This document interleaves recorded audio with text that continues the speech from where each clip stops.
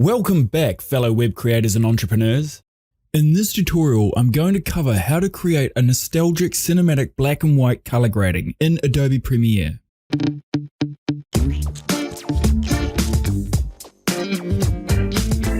To kick things off, I added a simple clip to my timeline and sped it up about 250% to imitate an aged video.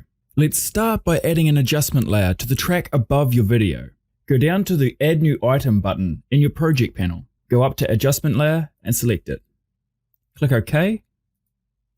And now your adjustment layer will show up in your project panel. Drag your new adjustment layer to the second track on your timeline and stretch it to match the length of your video.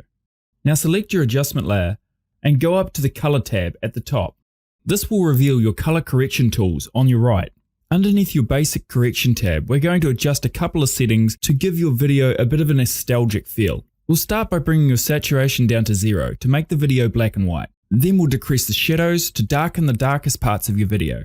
Next, we'll increase the highlights of your video to boost the brighter parts of your video even more. And lastly, we'll increase the contrast to create a bigger difference between your blacks and your whites. The result should look something like this. But there are a few more cracking settings to give us a real vintage vibe.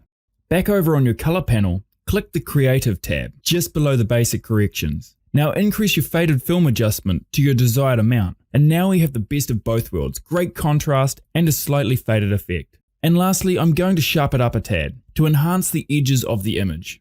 Okay, I'm really happy with the way this looks. And that's it for this tutorial. I hope you learned something new. Thanks for watching, and I look forward to seeing you again soon.